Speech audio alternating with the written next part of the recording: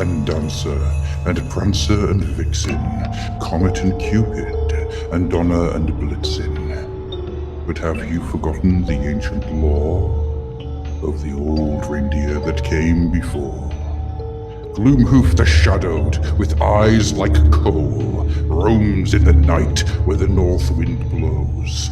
Frostbane the Silent, with breath so cold, freezes the hearts of the brave and bold. Nightwing the Swift, a spectre in air, glides through darkness, a phantom of despair. Stormrage the Fierce, with thunderous might, his eyes flash lightning in the deep of night.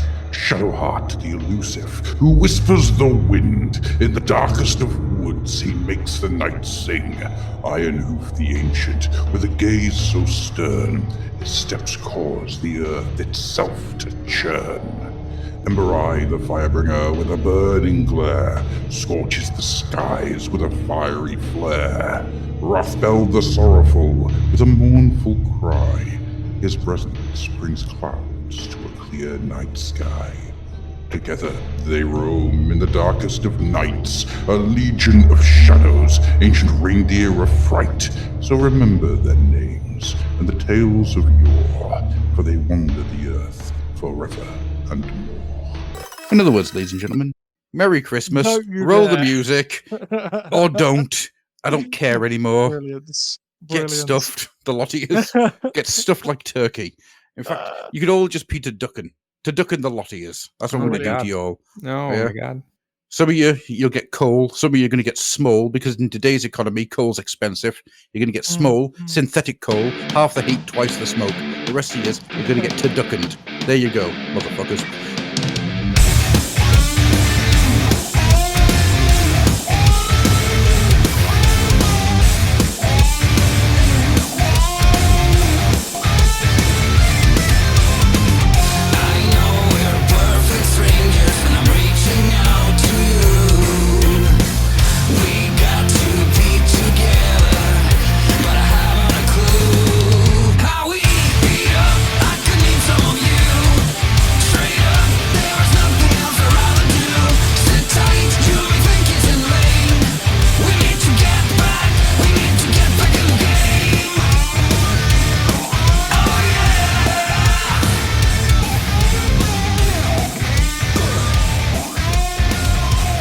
Hello, good evening. Hi, guys. Hi. No, it wasn't, sadly, Monkford. It wasn't dramatic effect, I'm afraid. It was technical issue. You did say you jinxed it. You jinxed it. Why did I say anything? Why? What's wrong with me? You'd think I'd learn. 16 years I've been doing this bloody shit, and you'd think I'd learn. You don't anger the gods. You don't pour salt at the edge of the universe. You don't get superstition involved. The moment you do... No. You do. You take the Admex lessons, and you come in with the robes and the bells and the incense, obviously. The bells, bells, bells, bells, bells of Admeg home. You pacify the machine spirits. That's what you do. I'll pacify them with a fucking hammer. Right. So, yes, as always. Craig, not likely. Not fucking likely. I will put my hand on Craig's throat, rip out his stomach, and beat him to death with his own innards. Just violence now, that is. I wish you were very... That is not a sanctified machine spirit. Craig, if anything, is like a scrap code demon. Oh, I'm sure. Although saying that, right, for long-term listeners, by the way, I'm Adam. That's George. Over there is Andy. Hello. Long-term listeners may remember that over the years we've done different things. We've done different ways of recording. Starting off with Skype, obviously, which the sound quality of a Skype recording was always absolute shit. But then we moved on to there was a program that we used that recorded our ends of the Skype machines. And to be fair, Craig has not given me the same amount of hassle and hate that thing did. We lost, I would say, 4 or 5 shows because of that bastard machine. I remember we lost several shows because of Skype. Yep. Yeah, it was one of the reasons I wanted to get off Skype so many years ago, because it just wasn't fit for purpose anymore. No. Anyhow, pray to Rob Liefeld. Darren, I will hunt you down. No, to be fair, Rob Liefeld does make pretty good like Chaos Abominations. That's true. There was a picture that came up earlier today of one of his characters from the 1994's Youngblood, and it's a character called Weird Wolf, or Wild Wolf, and it's a Sabretooth knockoff. But the way he's drawn the arms, there is perfect perk arses on each bicep. There's no way to describe it other than it's just perfect cheeks on each bicep. And I don't understand how anybody got so famous without understanding basic biology. I really don't. Like basic anatomy, right? That's so amazing. Some of Liefeld's art from the mid-90s is like, have you ever even like actually seen a real human being ever? Well, like, ever. He doesn't look like a real human being. He's a strange looking fella. Oh. Anyhow, I know it's fashionable. I know it's fashionable to rag on Liefeld, but there is a reason for it. Yeah, the man's an absolute prick. He's I don't know much about the guy himself. I'm just talking about his art. Oh no, he deserves every single bit of it. So I follow two groups. One is called a group where we tell Rob Liefeld to shut up, and which is a really good group to go in actually. And there's another one which is called Comic Swipes. And what they constantly do is just point out every time Rob Liefeld has stolen somebody's art and drawn over it, but worse. And it's he's a plagiarist. Oh, fuck him then as well. Yeah. And the moment anyone calls him on it, does he go nuts? Yeah, of course they do, don't they? Yeah. You know they do. I mean, it's topical on YouTube at the moment is plagiarism. I don't know whether you've seen, guys. I haven't. Whoa. It's been there for a while. Yeah. Whoa, is it topical? Well, the streaming side of stuff, at least, as well. That's the prevalent stuff. I'll take the opportunity to plug the latest H Bomber Guy video. It's very good. I will have to go and look. It's 4 hours long, but it's very good. I will watch that over the Christmas New Year period. It's good. In chunks. He skewers some of the bigger YouTubers for their plagiarism. He absolutely but he them to the fucking wall. He does go a little easy on some of them as well. Like Hassan. He goes very easy on Hassan Piker, who is known for letting videos play on his stream and walking away while he lets them play. He doesn't mention any really harsh things about Hassan Piker, though, which is interesting. What? What? He does what? Oh yeah, he will play a video on stream, the entire content, and walk away to go and do other stuff and to get his chicken nuggies. Brilliant, absolutely brilliant. My God. Right, the way I heard that was that he was playing other people's streams on his stream and walking away. That's what I heard. I was like, what? No, other people's YouTube videos. So like a documentary on the assassination of JFK, like a big long 2-hour documentary, got up and just wasn't there for most of it. It was a big thing. It was a big thing. Wow.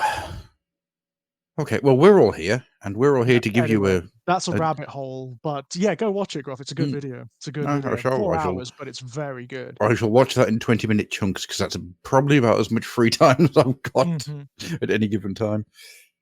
Right, okie dokies. Everybody, let's get into a nice festive mood. Are we all feeling slightly Christmassy? No, me neither. I haven't felt Christmassy in many years. Normally, by this point, I am, but no. No, you're not alone on that one. I was having a big conversation with my next door neighbour earlier this morning about how there's just no sense of Christmas at all this year. But haven't had a chance. Haven't had a chance these last couple of weeks. Crazy. No, I haven't even seen any mince pies from you this year, which is that's a good point. I have baked them, but not as many as usual. Not as many as usual. I just haven't had a chance. I haven't had a chance to sit down and do them, unfortunately. Are you going to make any George nog? No. I hate eggnog. I hate it to bits. I hate it. Does anybody actually like it? I thought people just had it to get drunk. I don't. Isn't it just it's an excuse just to get wasted, as far as I know? So it's got to be. But you know what? There are better ways to get wasted. I've got a bottle of port over there that's going to get steeped. For Christmas. So that's way better. That is a way better way to get wasted. I remember a couple of years ago, well, more than a couple of years ago now, about 5, 6 years ago, I just got a load of really cheap cider from like proper Copperberg knockoff. You fucking chav. Yeah, No, right. not that. White Lightning, Dan. You know. Yeah, just me pouring White Diamond in. Yeah. Yeah. No, it was like a little version of Copperberg fruit ciders, and I made That mulled is cider. chavvy, Adam. That Yeah, is oh, like yeah. I know. Chavvy. Oh, That is yeah. that's also like the mid 2000s chav. Oh yeah. You know? Oh yeah. I'll have you know, in my earlier days, when all of my friends would be on the park drinking White Lightning, I did have a bottle of Jameson's, which I would be drinking out of. I would walk to school, save my bus fare, so I could buy a bottle of Jameson's. Jesus. I hate. I mean, you know, betraying my working class roots here, but the first thing I drank properly was wine. It was actually red wine, so like, you know, I started as I meant to go on. Mm-hmm. So this is the end of year Walk It In show. The entire idea of the show is we do have some news stories that we'll get into, but it's more of just like, you know, just easing the year out. You know, the year, it's been one of ups and downs. 2023, no, 2023 can fuck itself. Be glad to see the back of it, quite frankly. No, I would be, but I've got a feel next year is going to be a lot worse. But anyhow, you know, so I thought it might be fun just to do some stuff, get people involved, do some questions from the chat. I've got some questions that people have put up for us on the Discord and on Facebook. So I'll get into those. I've got a couple of news stories to get through, but just generally, you know, just have a really relaxed, laid back, anything goes episode, you know, for just a couple of hours, you know. Well, actually, I wanted to ask Andy. Andy, have you played Alan Wake 2 yet? No, I don't intend to. Honestly, it's really good.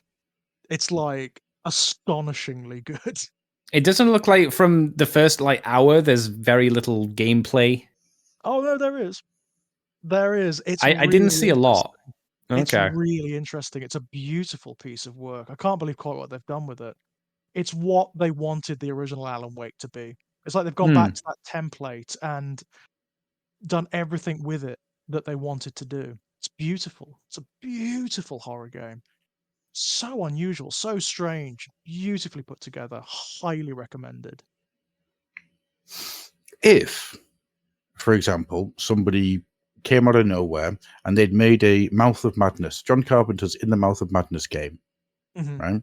What that'd game? be weird. What it's game? So funny. It's so funny you should say that, Adam, because I did an episode of Alan Wake 2 this afternoon. That's exactly what I said in it. This Really? is what happened. It'll be up on my channel now. That's exactly what it is. Okay, well, I'm interested now because that's exactly what it is. I really want to have a game where you have to walk around and no matter who you talk to, no matter what you say, there's always at the very bottom, there's always the line, do you read Sutter Kane? You can ask every person in the game.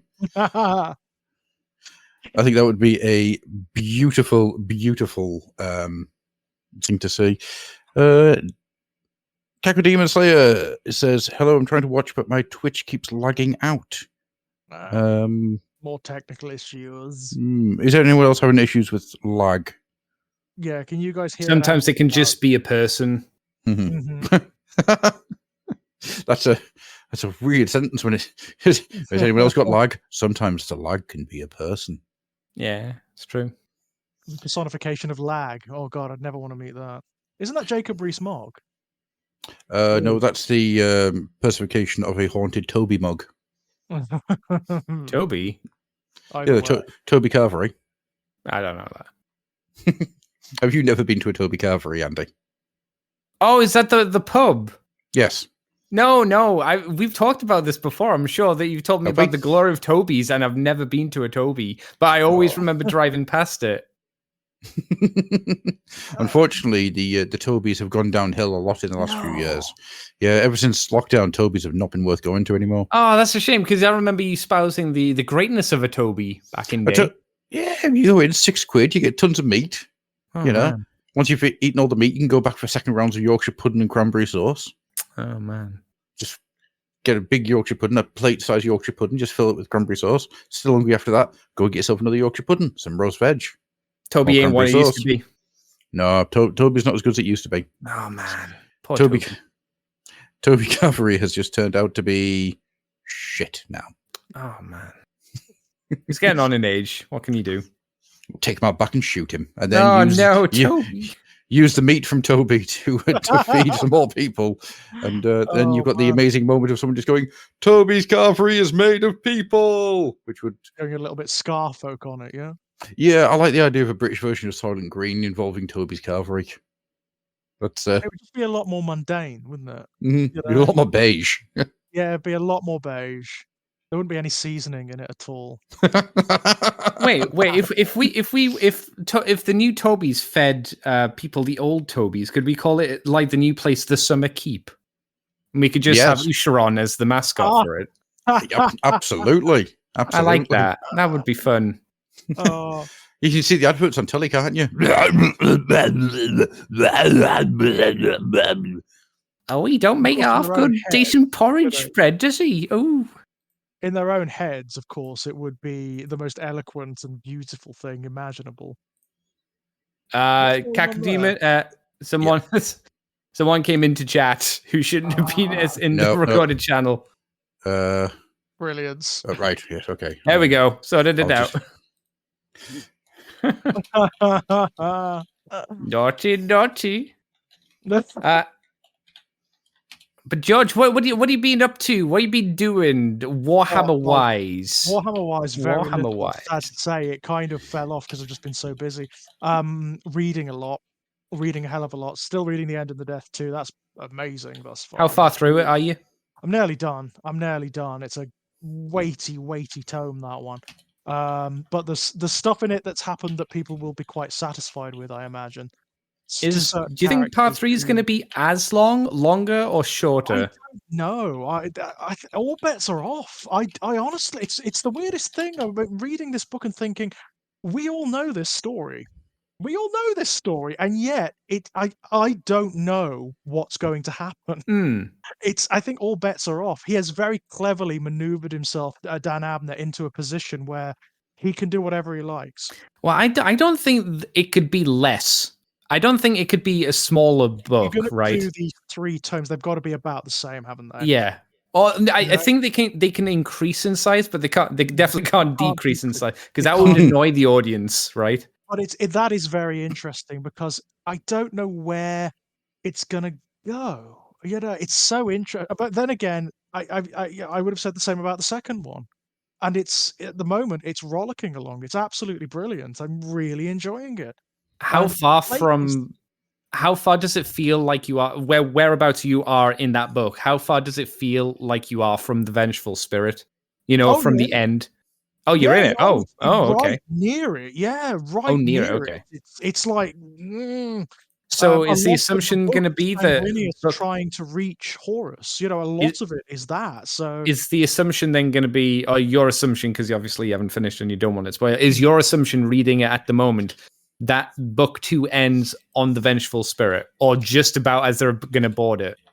No, they're in it already. It's already they're in it. Okay. They're absolutely. But actually, there's a really weird thing that's happened because of what's happened is Terra is now basically it's a realm of insanity. The warp has completely saturated it, and time and space don't mean anything anymore. So there are people on Terra who are opening doors or passing through shattered archways and ending up on the Vengeful Spirit. Bits of the Vengeful Spirit are open on Terra. It's like a sub-realm. It's like another dimension now. So a lot of people who shouldn't be there are ending up there. It's really weird. It's very peculiar. And I must say, it's very interesting what he's doing. It really feels like, and I hope this is the case, that it's going to invert a lot of assumptions about what actually happens. It's already done it. It's already done it with Horus. I mean, in the old fluff, Horus is the dupe of the Chaos Gods. They're possessing him and they're using him as their puppet to kill the Emperor and blah, blah, blah, blah, blah. That's not the case in this. If they've inverted it, Horus has successfully subsumed the Chaos powers and is becoming a new god.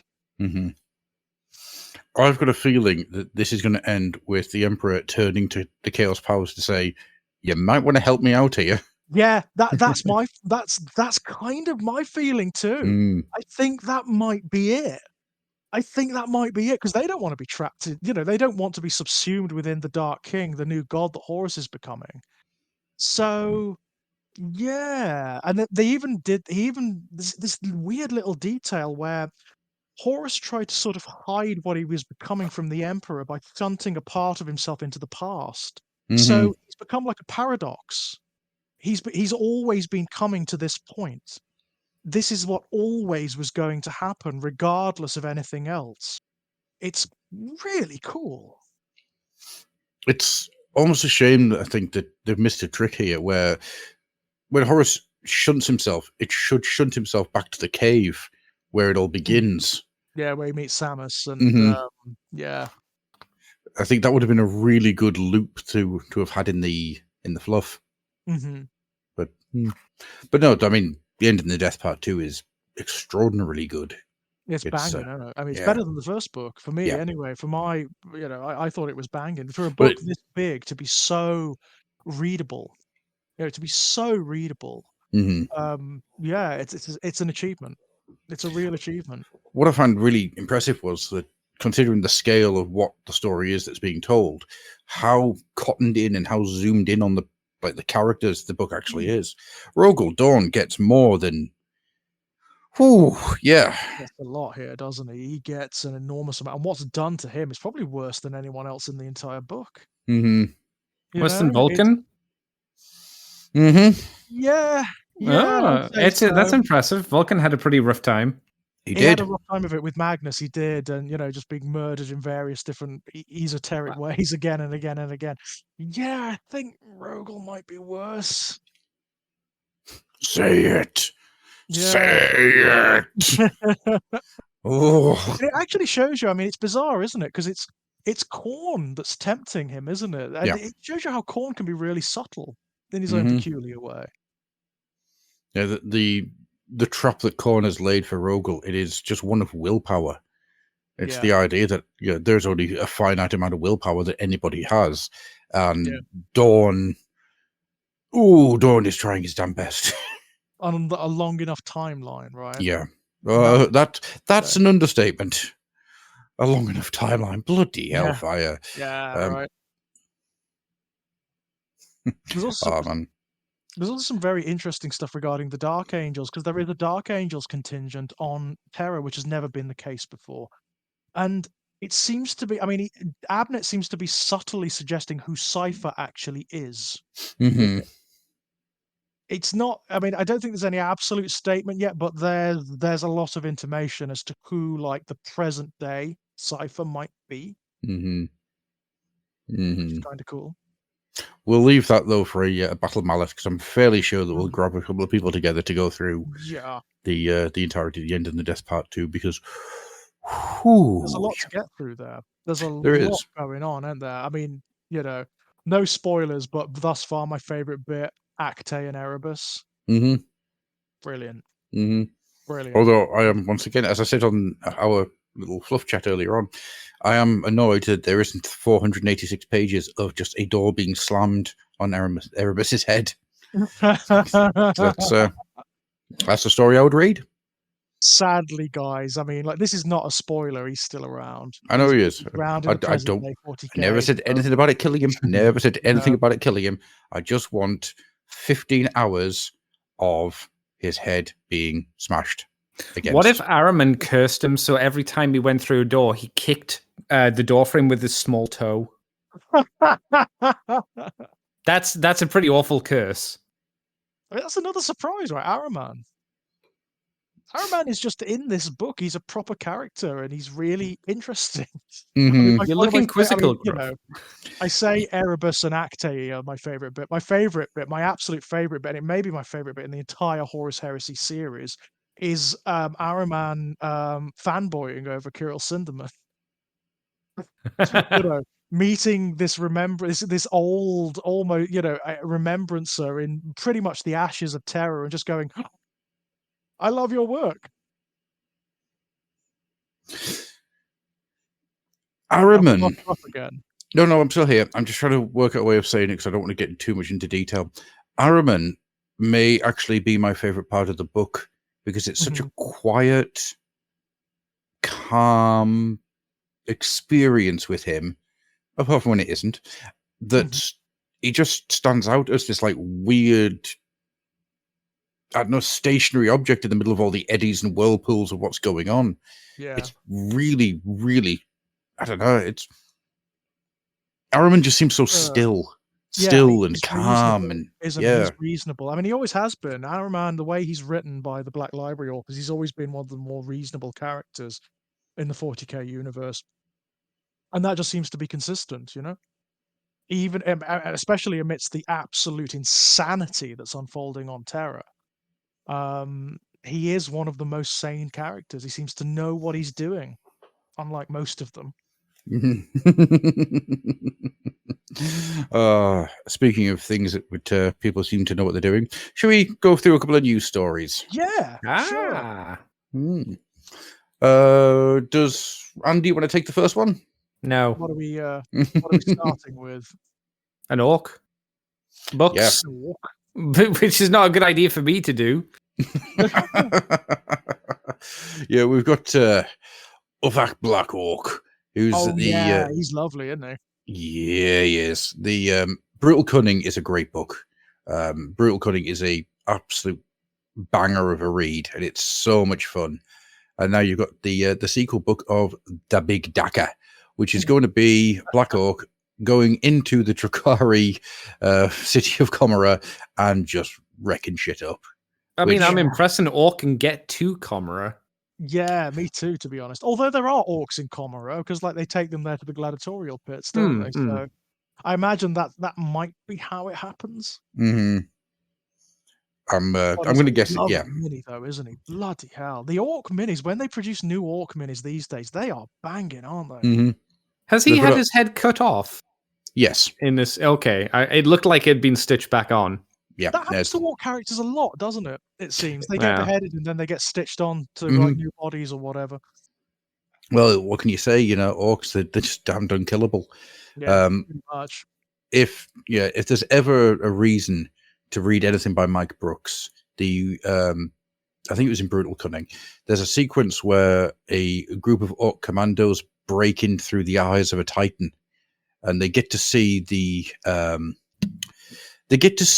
how a titan works from an orc.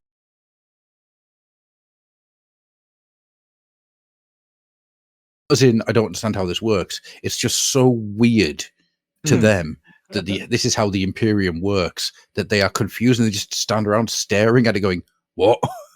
these Umis are mental, right? And it's absolutely complicated, isn't it? It's all too complicated. Why would you have all these buttons and wires and things everywhere? It's not that it's too complicated. It's that, for example, you've got the what do you call them? The princeps like wired into the machine. And it's like this old ancient guy who's just like withered and stuff. And they're just looking at him going, why? Yeah. Why him? What? He's tiny. Yeah, they just don't get it. They don't understand why it's the way it is, and it's so much fun. So much fun. Getting I guess from that perspective, it would be like a Gretchen piloting a Gargant, right? It just you wouldn't let it happen. No, you wouldn't. Mike Brooks has ended up being one of my favorite Black Library authors. He's generally pretty good. He does some really good work, actually. I liked his Her on Blackheart novel. Yep. And I thought it was quite funny on the Black Library preview when he turned up. It's like, yep, that's exactly what I imagined you to look like. You are very much exactly what I expected. Very cool. So I like Mike Brooks. He's really cool. I'm looking forward to the Big Daka. Da Big Daka. Yeah. I think that's going to be a lot of fun. Should be a fun one. Yeah, absolutely. Should we get onto some more books? Well, you get into the Black Library preview all. Let's. There's some good stuff here. Yes. Oh. We are getting some lag this evening, guys. We really are. Has been frozen in time by Oricon. Don't worry. Yeah, that's exactly what it is. Yeah, that's what it is. You can see the anger in his face. He Yeah. knows he's there, but he can't move. Yeah. Oh, that's brilliant. Do we wait for Gruff, or should I pick up? Let's have a look. Let's have a look and see what we can do. So there was Morven Val? how Vala? how do you Spear of pronounce it? Morven Val, I think. I think it's Morven Val. Morven Val. That'll do. Morven Yeah. Val, Spear of the Faith. And she's do you like, she's the High Lord of Terror, isn't she? She's like the head of the ecclesiarchy, so this could be Is she? interesting. Yeah. Do you know the Oh, yeah. writer? Who is the writer of this one? Jude Reed. I don't actually. I don't. Okay. So this could be interesting. It's getting a big special edition as well. I always like the special Yeah. editions, but yeah, they're always very expensive. Yeah, Have you got a special edition? Sadly not. I would have loved the last Automan one, but it was gone. It was gone before, it was just, and the only way you can get it is from scalpers on eBay, and I'm not doing that. So Well, yeah, because they're like they go up. How much are the special editions usually just on their own before scalping? Like 70? They're reasonably expensive, but not Yeah. unaffordable. Not totally unaffordable, but when What are they secondary? What was Yeah, Araman? What was the Araman scalper prices? Do you you're looking remember? at like over 100 for it. So Yeah. it's like, Oof. I'm not. I mean, I love those books to bits, but no, it's Not that really much. right. Yeah. No. But no, I mean, she's an interesting enough character for one thing. There's a lot to get into there. I mean, if she's the head of the ecclesiarchy and the High Lord of Terror, there's a lot of politics involved there, intermingled with like the most fundamentalist faith you could ever imagine, obviously. And she's also got to sort of corral all of the internecine conflicts within the ecclesiarchy. All of the different chambers and churches and cults and whatnot. So that's kind of cool. I'm sure that's going to be a thing I would imagine so. within the book. Apparently, she's off to save a cardinal world. I don't know. Maybe This is not a bit, by the way, guys. No. We're not doing some weird Christmas bit or anything. He's literally gone. This is like, I don't know. It's like one of those like YouTube horror shows, isn't it? He was ARG. taken. Yeah, he was taken by something. I assume like his net just kicked back in while he's gone off to check and fix it. I'd assume that's the case. Yeah. Yeah. But the book seems to be Val defending a world, Orphelia 5, 6, 7, 7 against a warlord Kol Rakul. Do you know Kol Rakul, also known as the Death of Saints? That sounds, well, the name, I don't know Kol Rakul, but the name, that's how the word bearers name themselves. Oh. It's always like Sol Ektar, that's how it is. The only exception is Erebus. Erebus is different, but all the others name themselves under that pattern. So, and also the word bearers are the obvious enemy of the ecclesiarchy, right? Because they're the chaos ecclesiarchy. They're the fundamentalists of chaos. So that makes perfect sense. And that makes me want to get into it even more, because the word bearers don't tend to be well served in the fiction, unfortunately. Unless Aaron Dembski Bowden is writing them. When Aaron Dembski Bowden does it, it's friggin' brilliant. But so anyone else, what do you think, Gruff? Is your assumption that this book is going to be the Sisters of Battle in some form versus the word bearers? That's what we're kind of assuming from the description here. Yeah, Night Lords, I think. Night Lords? Night Lords. Now, that's even more interesting, because that means you've got faith against the exact opposite. Because the Night Lords believe in nothing other than sadism and their own. We're just nihilists, we are. Yeah, they are. They absolutely are. They just don't care about anything other than their own sadistic pleasure. So I seem to remember that in the interview she said that she was she was going up against the Night Lords. Yeah, now that's fascinating. Which automatically gets my interest, because Night Lords, like the Night Lords. We all love the Night Lords. They're such a cool legion. And the book is gorgeous, isn't it? I mean, my God, it's really pretty. Yeah. Oh, good God, yeah. And it just, look at it. That limited edition is ridiculous. I mean, I do like my limited edition books, I must admit. So, Let's see how much it is.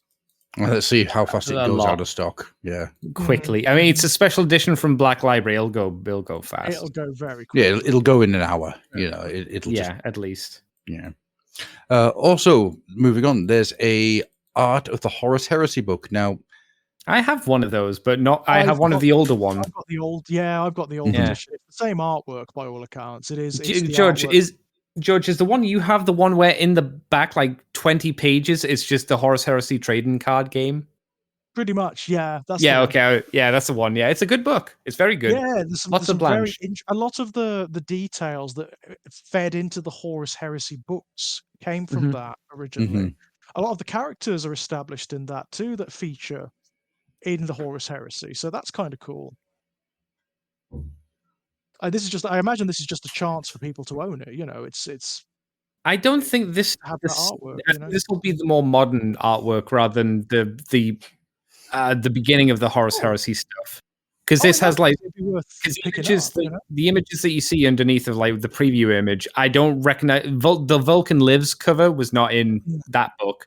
And whatever the big double page spread wasn't in there as well. So it'll be more modern covers and stuff. I don't know what else it'll be in. It's the stuff that's been produced for the Crescent books, isn't it? Yeah. So it'll have the End of the Death covers and all the more modern covers and whatnot. And then, I don't know, all the extra bits from there. Maybe stuff from the Horus Heresy game as well might be plopped in here, I guess. I don't know. Picking up, actually. I mean, I do like the artwork for the Horus Heresy. Yeah. I mean, it's good. Yeah, there's nothing wrong with it in any way, shape, or form. A lot of it is very esoteric and very very weird, which is always quite good.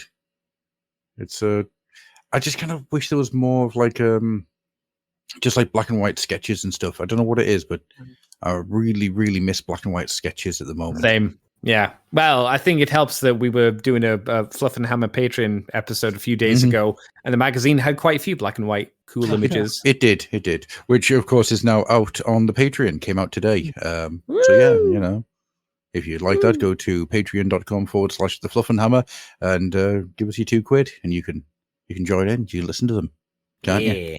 Be nice. Lovely. I'm there. And there's a bookmark. Yeah, that's cute. That's actually quite cute. I do like on the 13th day of Secundus, the bombardment of terror began. I like it looks like the top of it is the Golden Throne. I think that's really cool. It looks like something you'd swing around your head, release and hit someone in the temple and kill them with. A sling. Yeah, it does look like a sling. Yeah. See, I was just thinking it was a very phallic staff that you just waved at people when you told It does look a little bit like a penis. You're right. Yes. Well, 40k is full of those. But you see 40k is full of dicks because, you know. Well, we've talked about Aramis. Yeah. I was going to say, refer to previous, yeah. Over in AOS, we've got the Ghosts of Barak Minos, which is another Drecky Flint, and Drecky Flint is a great character. Prophet's Rune's just such a good book. It's proper swashbuckle. You know, it's there's no game-changing, world-shattering events taking place here. It's just an adventure, and it's like the old sort of like the old school fantasy novels you used to get, like D&D and whatnot. Which is there's no great shakes in them. They're just fun. Yeah.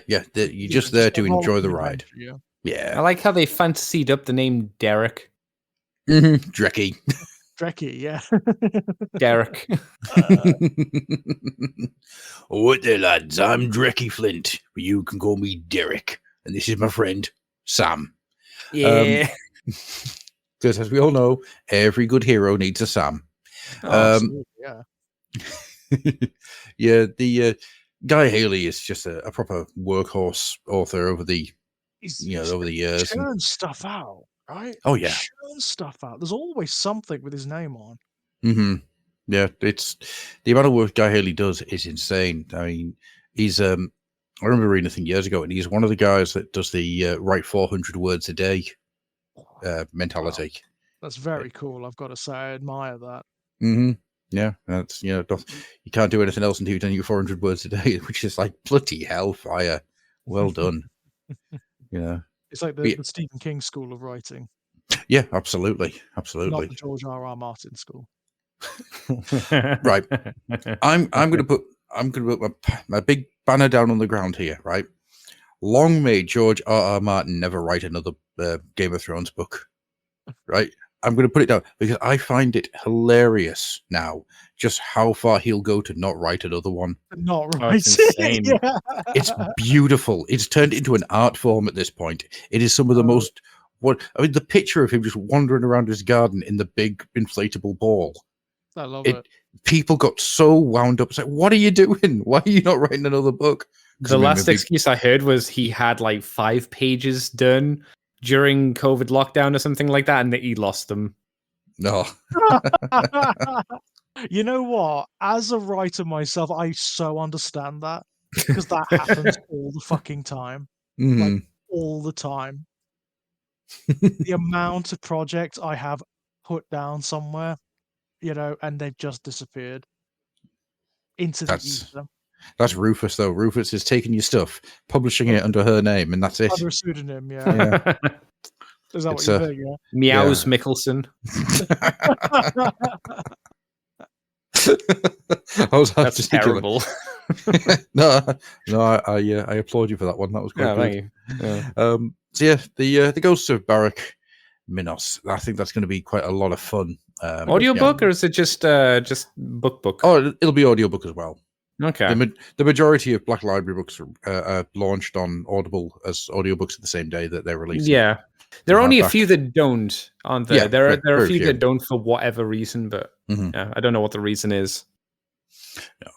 And then to really get George excited, to really just get those flames burning, it's Ahriman Undying. Another Ahriman book by John French. I'm in. I'll be pre-ordering that the minute it comes up. In fact, I've only just noticed that lovely exclusive edition. Good luck.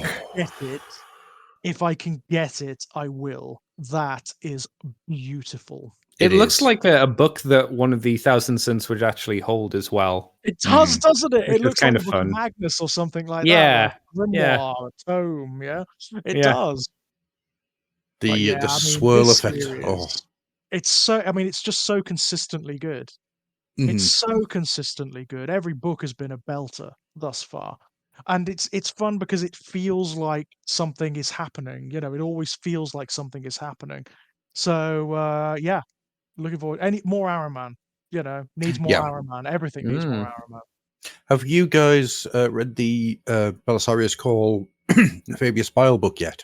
No, yeah. Really want to though. Really want to.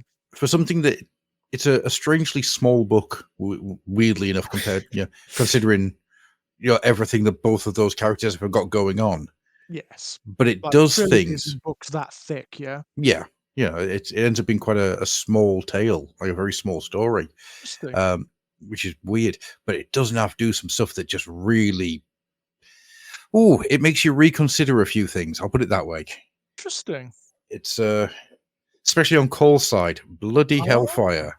Right, because Cole is really interesting. He's as interesting with regards to imperial ideology as Fabius is with regards to chaos. Because neither of them fit. No, neither of them are quite how they appear in like the general fluff. Like Cole he just does what he likes, doesn't he? He doesn't really have like much. He doesn't conform like imperial characters tend to do. Well, put it this way: what did Fabius Bile have in his possession at one point? He had a clone of Horus. What does Belisarius Cole have in his possession? Oh no, you are kidding. Oh, he's got a scan of Rubuti Gilliman's brain that he talks to. Oh, that's interesting. I thought you were going to say the Emperor then. I was going to say No. He has a cloned brain of Rubuti Gilliman, which he talks to work out how the real Rubuti Gilliman would react to things. Fantastic. So he'll tell it something, see how it reacts. If it reacts really badly, scrubs it, tries again, going down a different route. Fantastic. That's he's really clever, he's a shit version of Orkan. Yep. Yeah. I can't time travel, so I'll just make a clone of a thing. That'll work. Yep. And then just like say things I'm going to do in different ways to see which one has the least violent reaction. I want to kill these children. No. Well, actually, I mean, like with regards to the Imperium, that would be small potatoes. They wouldn't give a shit. That's true. I'll just do it. Who cares? I don't know. Rabute might be permission for that. Just do Rabute might be against it. Depends on the children, I suppose. Rabute's still a fascist. You know, he's like killed entire worlds. He's put entire worlds to the sword. So it's like, yeah. So what you're saying is Rudy Gilman should be saying, "Won't somebody please murder the children?" It would have to be big.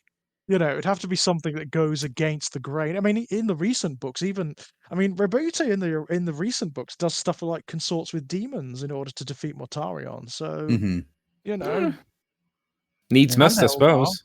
You know, Eldari, that's even worse than demons in many respects. Yeah, it's wouldn't it be weird if somebody high up in the Imperium was just getting real deep in with the Eldari?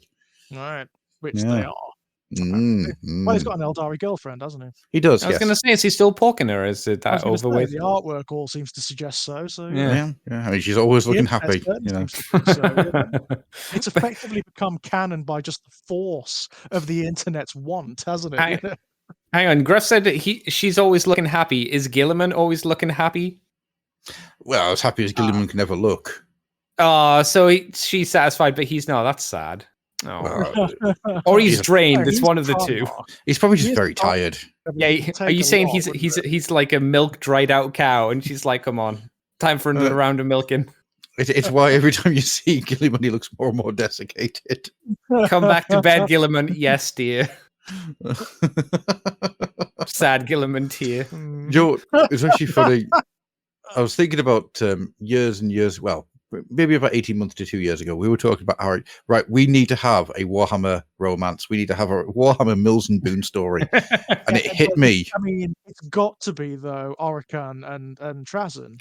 Well, we've had their love story, their little relationship. It's wonderful. And don't get me wrong, if there was going to be more of those books, I would not say no, because those two are the most beautiful couple in 40k. I mean, I ship that. I want that. I absolutely want that after the last book. They are such a married couple. It is unbelievable.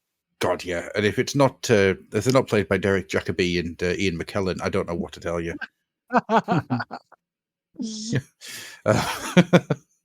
But no, I want the first one to be, I don't know. I can't think of a rude sounding name for it, but yeah, I want it to be Gilliman and his Eldari girlfriend just having their forbidden love.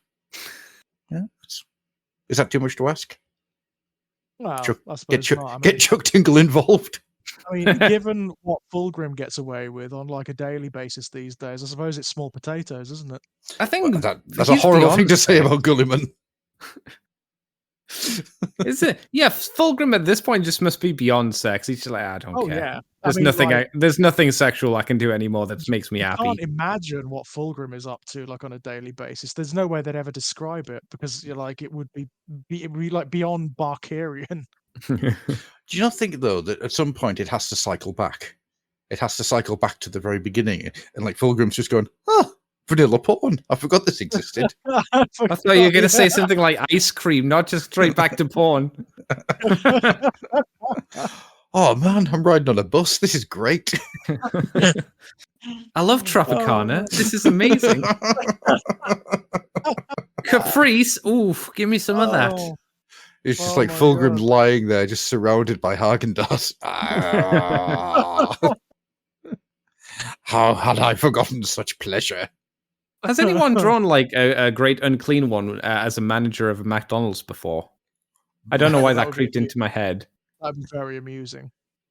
Oh man, McNurgle. Yeah, McNurgle.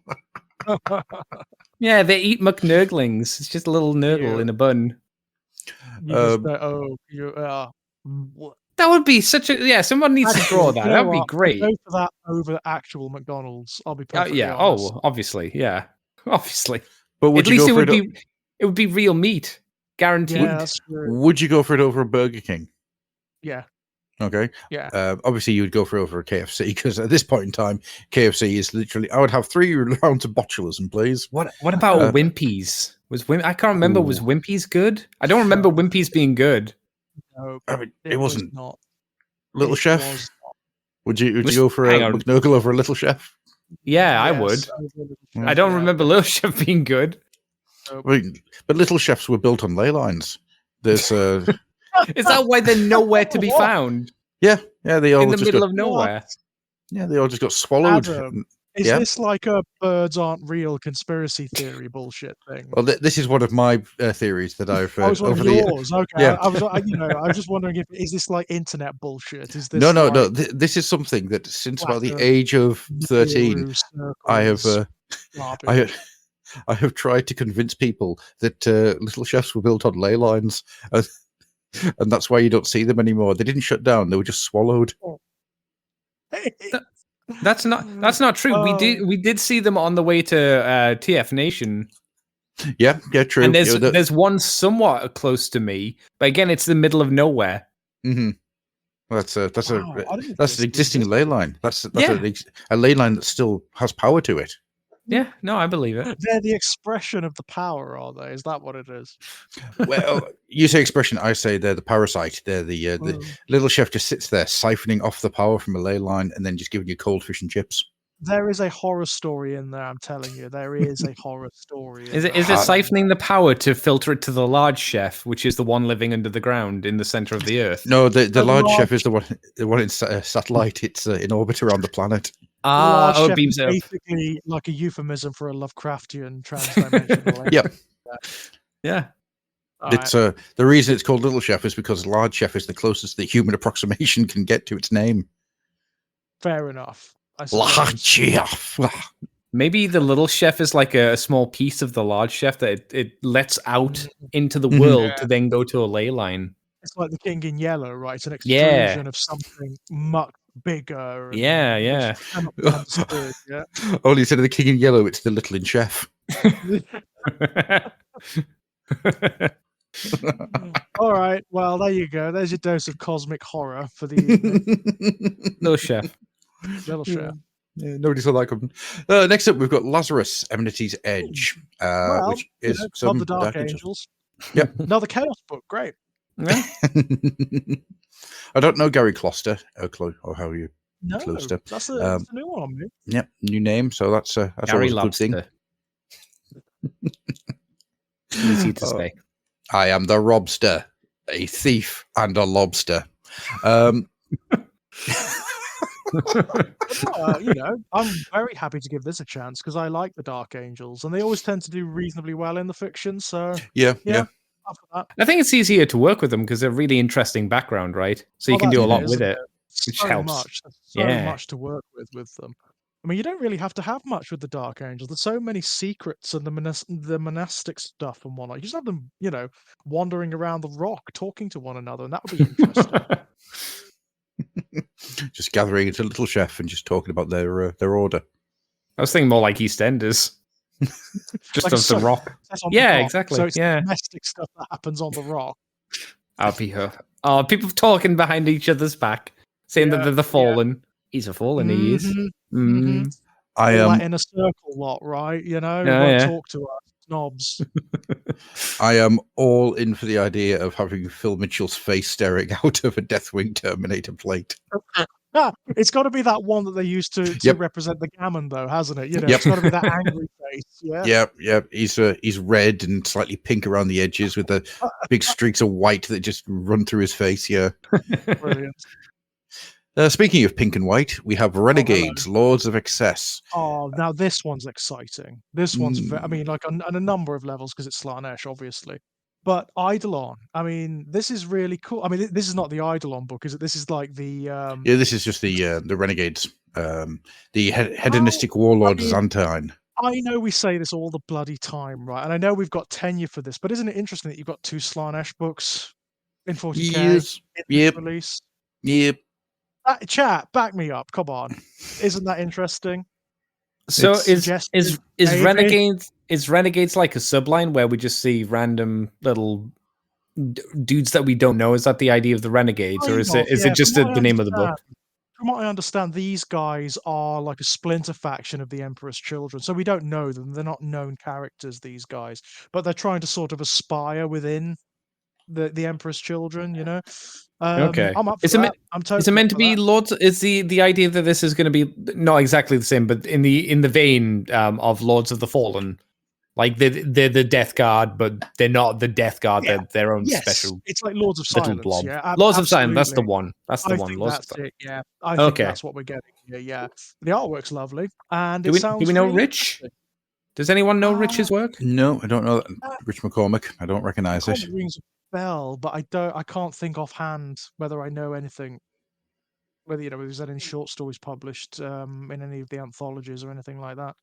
But I'm up for it. It sounds good. It sounds good. It's it's Slaanesh, it's Emperor's Children. Yeah, I'm up for it. And speaking of the amazing, the infinite, and the divine, it's getting a limited edition hardback. Oh Good my luck. God! Good I luck. would love that because it is one of the best Black Library books. It is just one of the best. Yeah, And I would love that edition just to commemorate it. yeah, it's beautiful, isn't it? I'm gonna try. I am going to try. And I don't love the pages, how it's the galaxy. Yeah. Mm, Oh, it's just lovely, isn't it? It is actually gorgeous, isn't it? It's Yeah. absolutely beautiful. That is. I would love that, guys. If any of you haven't read The Infinite and Divine, just honestly, if there's anybody who's listening to us who hasn't read it by now, there's nothing more I can say to you. It's just insanely good. Yeah, it's banging. It is absolutely. It's one of those books that transcends like its parameters. It's not just a good 40K book. It's a good story, Yeah. It's a great story. It's funny as hell. It's got it's one of the I mean, take it from me, it's also one of the gayest 40K books out there. Only one of. Well, only one of, right? Yeah, absolutely. I mean, anything involving the Emperor's Children, obviously. But yeah, it so is. It's they are bickering lovers. They are. Oh yeah. It's just the way they're written. It's the way Russell T Davies could have written this. Oh man, I just watched all those Doctor Who's back to back the other night. Yeah, I loved them. I've got to say, I really enjoyed them. It's the first time I've enjoyed Doctor Who in about 5 years. Long while. And I just love the fact that he just does. The new tone is don't give a shit. Yep. Don't give a shit. Have you guys seen the Christmas song that they're releasing for Doctor Who? No. It's a song about goblins eating babies. Yeah, because the goblins are the creatures who are going to appear in the Christmas special, aren't they? Shooty's first story. Yeah. Looking forward to it. Looking forward to it. Neil Patrick Harris, man. Neil Patrick Harris, absolutely just came in there. Show, right? Yeah, he came in there to have fun. Yep. And he got it. Absolutely got it. What a lot of fun it was as well. It was just banging. Loved it. What I don't see anyone talking about is how many teeth he had. What? So they put fake teeth on him. So he had like 3 times the amount of teeth that a human being has. That's interesting. I never noticed. It's a really, really unsettling effect. Oh, what? I never noticed. How interesting. Yeah, it's really unsettling. Because when he showed off his gold teeth, I just went, "Oh my god, are you AI?" Oh, how interesting! Yeah, pretty cool. It was fun. I love Shooty. Oh god, of all the Doctors thus far, when the Doctors first make their appearance, the energy of the guy. Yeah, Whoa. He was ready to bounce. Yeah, so much fun. Ready to bounce with no trousers. And now to really, really get George just happy as a clam in heat. That's not a sentence. Eidolon, the Auric Hammer. Eidolon. I mean, Eidolon is such a great character. I mean, as the chat has mentioned, he's a wanker. He is like the Erebus of the Emperor's Children. He is an asshole. And like Erebus, still knocking about in the present day 40K. In fact, elevated really high in the service of Slaanesh. So yeah, I'm looking forward to this. I really am looking forward to this. Anything, Emperor's Children based, I'm in. Of course. And I just love the fact that we're having a close focus on this character. It should be interesting. It should be quite an interesting read just to see what they do with him and what. Interestingly, there have been a lot of books that have focused on the Slaaneshi characters. We've had a book with Lucius, which was actually really good. Books on Fabius, obviously. Books on in the Horus Heresy on Fulgrim. A lot of deep dives into him. So it's really, really lovely to see Eidolon get one. Yeah, absolutely. Absolutely. I'm interested to see like where he goes psychologically, if this is going to be a real deep dive into him. Because of course he's been alive for 10,000 years and he's had a lot happen to him. Oh, the blurb has it that the Lord Commander Primus must plant his feet and decide once and for all what kind of life he wants to lead and just how much of his soul he's willing to sacrifice for true perfection. All of it. Well, yeah, obviously, all of it. I mean, come on. Yeah. Come on. He's a Slaaneshi worshipper. He's going to do it all. Yeah, of course he is. Of course you are. I mean, he's 10,000 years old at least. He's already in. Yeah, obviously, yeah. He's one of the first to fall as well. I think he starts his fall before Fulgrim does in the book. So he's also the first Noise Marine. Yes. He's the first one that has the surgery that gives him the sort of scream that the Noise Marines have. God, that picture on the cover is so unsettling, isn't it? It's really good. It's really good. Also gets his head cut off at one point in the Horus Heresy, and Fabius sews it back on. Everybody gets their head cut off in the Horus Heresy. Like it's just. So. Yeah. And for me to get excited, it's the Dead Kingdom. Now I've read the first of these, the Hollow King, I think it was called. Yep. And it was really, really good. Getting into the idea of a vampire, how a vampire survives in the mortal realms, when you're not evil as such, you just are, and that's right? You're a vampire. That's what you are, right? And it's really cool having this guy who's. I mean, I don't know if you guys have come across the Hollow King, but the character of Cato is a really interesting one. So he turned as a way to try and save his. He was a king, or a prince, and his entire people were slaughtered, and he turned to a vampire in order to get revenge on those who killed them. Now the problem is, of course, that the people who actually did it, they're long dead, but he's after like the cult and the all that type of thing. Interesting. His rings hold the souls of his entire family, right? And his entire court, so they cannot rest because they're with him constantly. And he just like he can't rest, right? So he just like opens up a ring, and a ghost will come out, and he'll like continue being kingly with them, and he'll like ask them for advice or what to do next, or ask them to do something. And it's this really interesting concept for a character. He's so unlike anything I've ever come across before in fantasy. He's really cool, really, really cool. When he's going to be dealing with Neferata this time, don't fancy his chances. Neferata seems to be getting moved to being like the big be-all and end-all of the vampires, doesn't she? Well, she kind of is. She's the first one. But in AOS, she kind of she's just another Mortarch. But then something's happened recently where she's getting moved to being the big bad vampire. Yeah, she should be, really. She's the most ancient of them. I mean, she was like Manfred's a child compared to her. She was like ancient, long before Manfred was like even born, before the civilization that Manfred came from was even like a glint in anyone's eye. Oh, absolutely. It's cool. I mean, granted, I think Neferata is probably my least favorite vampire, just because of all the weird, batshit mental stuff that the Soulblight have now got. I don't like her big hat. That's what's always put me off. The big hat looks silly. Well, you know the way it works, don't you? The larger the hat, the more power you have. I thought you were going to say you can take a hat off. That does seem to be what like the vampires believe, doesn't it? I mean, look at Nagash, the biggest hat in all of Warhammer. Absolutely, yeah. And do you know where they get that idea from? The Pope. It's one of those things where the bigger your hat, the more power you wield. Again, I thought you were going to say Chaos Dwarves. Yeah, I was going to say yes. Yeah, that's the gruff answer. At least the obvious one. It is, but that's what I'm doing. I'm keeping you guessing. Keeping you guessing. You don't know where I'm going to go next. Damn, it's It's another crazy. John French as well. That That'll be is good then. he's just Yeah. he's just such a good writer, you know. Yeah. He did he's the an first one, expert. right? He did, yeah. Yeah, okay. Ooh, I'm gonna have to read him. I like John French a lot. That freaking limited edition for the Hollow King is just gorgeous.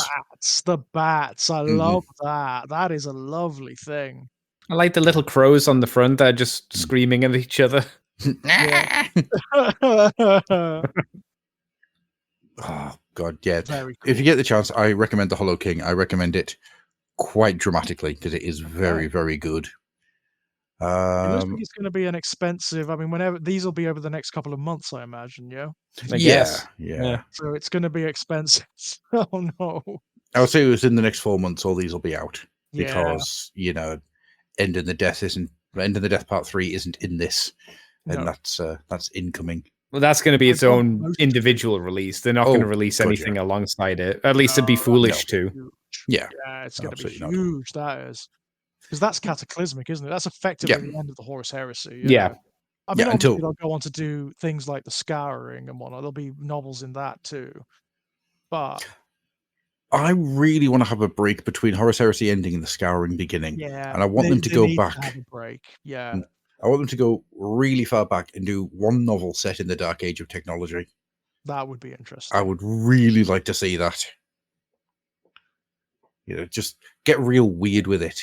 Mm. Because I mean, the Dark Age of technology is basically Dune. It's it's really, really strange and bizarre, and Yeah. there's all these things that you can do with it, and I just really like to see it. Shall we move on a little bit then and get Yes. through some of the ones?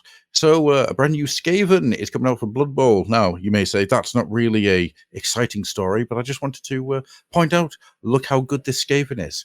Look He's how awesome. good this fucking Skaven is. And then look at what you've got in the fucking mainline AOS.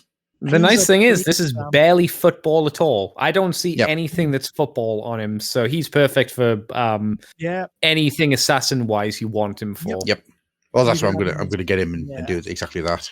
Yeah. This is Because- what they could do with the Skaven if they AOS them properly, like they've done the Flesh Eater courts and Mhm. whatnot. He looks great. He's Well, we say wonderful. they're coming. Well, the assumption is they're Oh, coming, right? yes.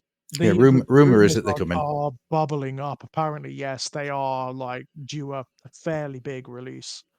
Which is weird because they've already got a book in this edition, which makes me think that they're going to be one of the first out the gate for 4th edition in next summer. Interesting. 4th, yeah, Oh, 4th. Daffod says, "How's about giving us Big E's first meeting with Malkador in the past of Terra?" That'd be cool. Absolutely. Yeah, I'd love to see who Malkador was, right? hmm Before the Emperor came to him, before the Emperor found him. Do we know when they met? No. No, I was going to say I didn't think we did.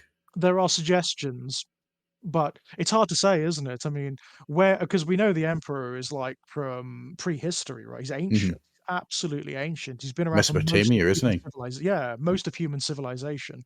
He's been around. So Malkador can be from anywhere within known history. Are we Oh, saying God. he's the Fresh Prince of Bel-Air? That would be one of the weirdest moments that it just turns out he's a guy from Detroit. No, from Philly. Philly, sorry, my apologies. Philly. Yes. How did I get that wrong? Oof, naughty. Yeah, that would just be weird. It's like, yeah, I found him in a Starbucks in Philadelphia. He's getting up to trouble. He had to move in with his uncle, the Emperor of Mankind. Right.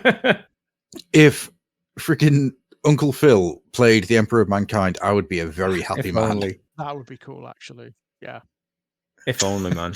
Malkador, bring me Phyllis. That's a deep cut. That, if anyone gets it, please let me know. No, okay. I mean, no, not me. No. No. All I He, think of when I think of Phil is I think of tiny baby onions swimming in a sea of gravy. He was so happy when he said that. I think that was the Thanksgiving episode from many years back. Be a Skaven. That's Skaven. Yeah. One of my favorite Uncle Phil ones is just the the threat with his eyes closed, just going, "I want you to sit in a corner, using only enough energy to breathe. No more, no less." And it's just, that's such a good threat. Speaking of things that are old, we've got the Old World Almanac, Mustering the Grand Army of Bretonia. I only wanted to shove this in because, well, it shows you how the armies are going to get put together in it's really in the Old World. right? It's the first picture, even though it says the Mustering the Grand Army of Bretonia, then it's dwarfs versus goblins. That's an old picture. That is. Yeah, that's a very old picture. Isn't that the cover from one of the editions of Fantasy? Yep, that is Battle of Skull Pass. Yes, it is. Oh my god! Wow. My complaint is I don't know why it's here when it's talking about Bretonia, but I love the artwork. It's great. This is the artwork that I really, really, really like the most. Yeah, it's a fair point. But it's weird. It is odd that it's there because it's like the wrong time period. Totally the wrong time period. Wrong armies. Yep. Oh, it's funny. It's all just generally incorrect. It's symbolic of where they're going. It's the Old World. Put it on the website. No one gives a shit. Whatever. No one's going to notice that. Well, it's not like we're catering to nerds here, is it? Always know this stuff. Yeah, the funny thing is that how many people are there out there that have been screaming about getting Bretonia back? And it's like, here's a article all about Bretonia and some pictures of dwarfs fighting goblins. Dwarfs and goblins, yeah. But it's proper old school, isn't it? It's proper old school. Everything here feels very familiar. Yeah. It nice really black and white does. art as well. Further down we go. Everything. I mean, even like the unit entries that we get, I understand all of this. Oh yeah, yeah. This is stuff that's going to work. Yeah, it's all just burnt into your brain, isn't it? Yeah. You know, what's BS again? I remember WS is weapons skill. Ballistic skill. It determines how you hit with long range weapons. And then S is strength, T is toughness, wounds, initiative, attacks, and leadership. Man. Yeah. I honestly didn't think I'd get this happy, get this kind of joy from seeing something as simple as that. Are you as happy as the man carrying a troll head on a stick? I am. Probably not. I mean, that's pretty happy, isn't it? You know, he does look pretty exuberant as he's carrying that troll head as he go further down the page. What I really want to know is, are we going to get the grid back? The 2 wound to hit grid. Oh yeah. Oh man. You'd have to with these statistics. Yeah. Yeah. It's not like the latter editions like AOS and the new 40k where it's just a set roll. You would because you have to compare the weapon skill to the enemy weapon skill, so you need the grid. You know, in order to see whether you hit or not.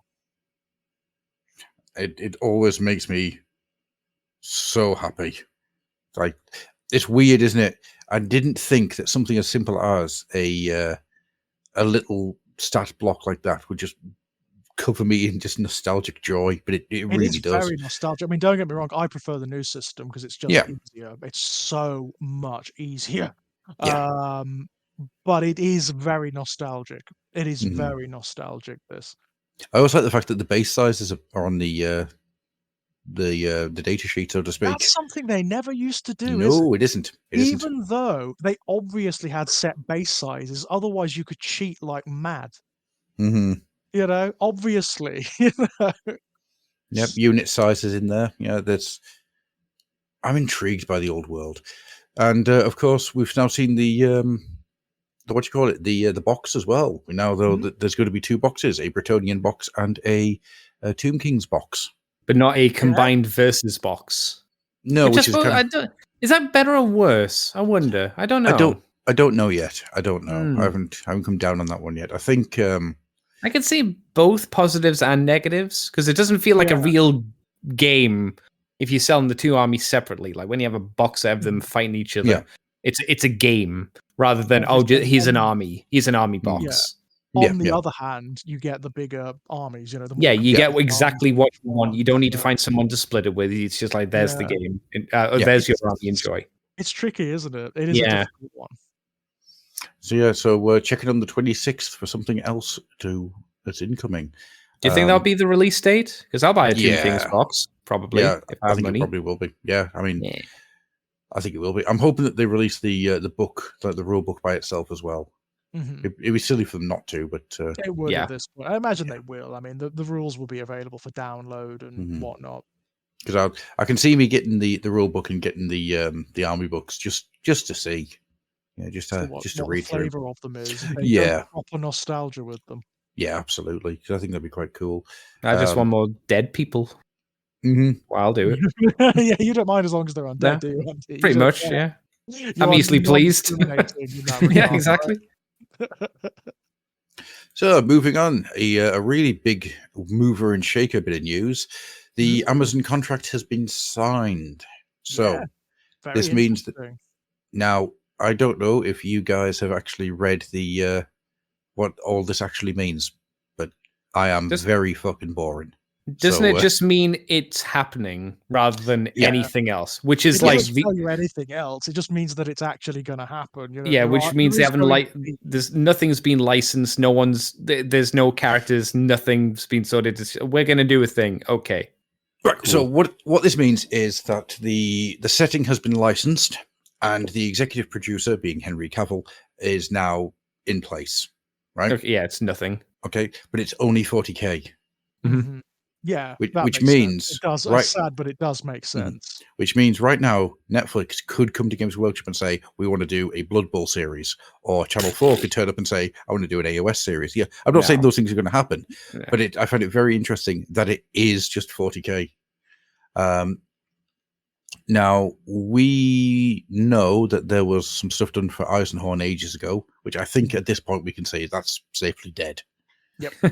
That's not happening. I think that's done. But it's interesting, if nothing else, because it means that this is now a thing that is going to happen. Now, if we see it before 2026, I'll be amazed. Oh God! If God, then, my God. Yeah, we are not seeing anything This is for a long way off. This is a long way off. But it is interesting to know that it's happening. Yeah, no, it is. It's cool. It's very cool. Well, it's happening at the moment because I suppose it could just be dropped.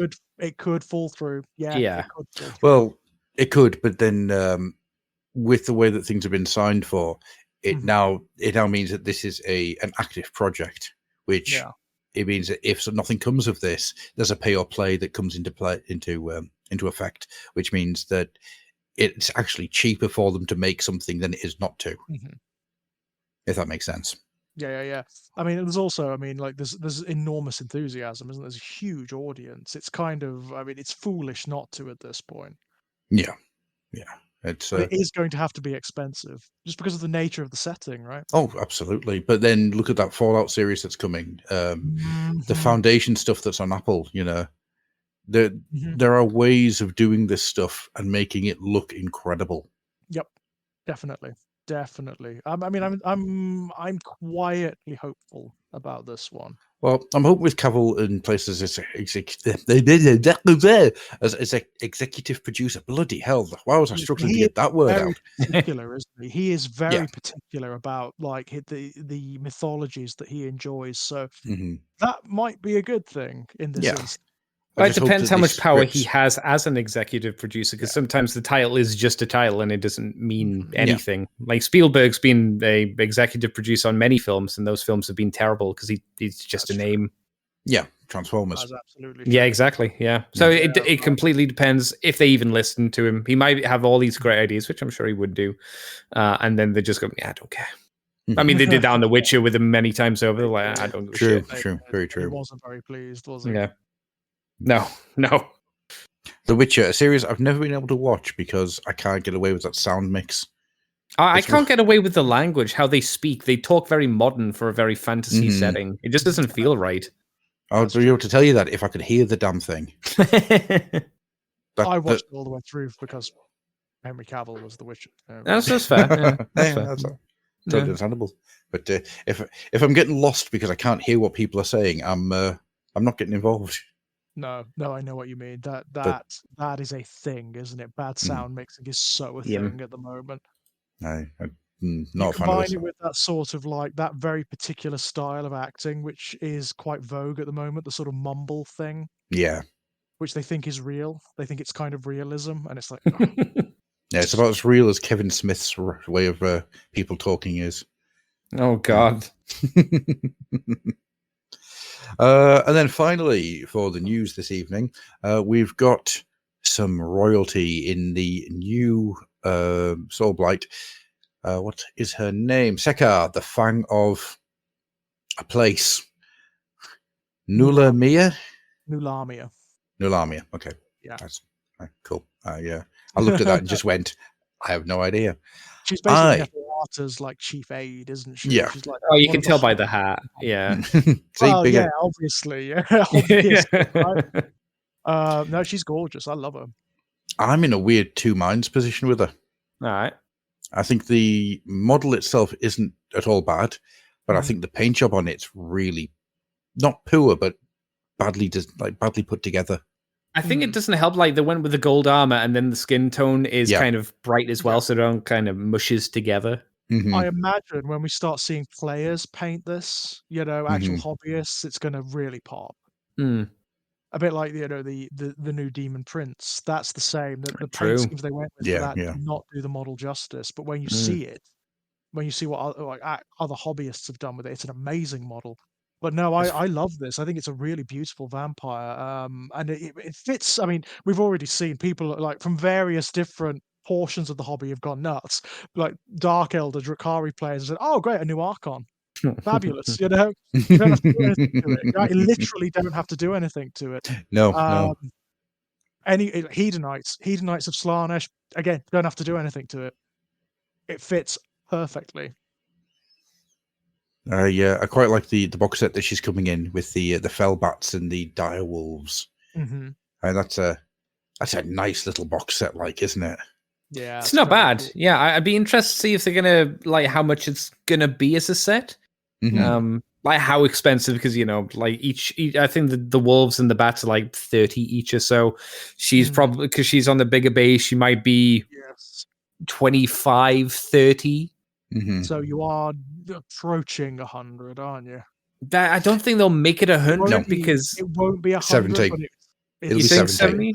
Yeah, it'll be 70. Isn't 70 a little bit high still? Because aren't these getting started soon boxes around 70 and have more in them? That's very true, actually. Yeah, so 60, I think, would probably be the. Yeah, it's rough back. Yeah, it's cheaper, so yeah, I could probably do. I don't have any of these models, so I'm happy enough to get this. I'll do it. I think I'll do it just for the vampire miniature. She's so good. You could get them for the dancing bats as well. Look at them. The dancing bats are great, but I'll probably use those for conversions. And the goodest boys. The goodest boys, they will definitely be conversions. Oh. Poor dogs. I mean, they're great. Don't get me wrong. I love them. I'm looking at those bats, and all I have in my head is "We Are Family." I got all my sisters and me. Strike a pose. Now Vogue. I never thought that was a threat before. Strike a pose. Now Vogue. Right. So that's all the news that we have this evening. So we've got a couple of questions to go through. Okay. So we'll start with the Discord ones. Should I be scared? Yes. Oh, probably. So we'll go to the Discord first, to the Ask Me Anything. There it is. Right. Darren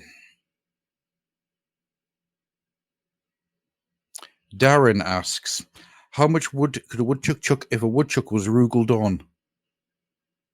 Well, if like the end and the death part 2 is anything to go by, a hell of a lot. Well, I mean, that depends on what he uses to draw on the wall with. Yeah, that's a fair point, right? He also asks, what's this growth on my leg? That's your foot. Ask Nurgle. You would know. And then, when will Adam finally admit he actually loves the work of Rob Liefeld and the hatred is all a front? No. No. It's not. No. Just no.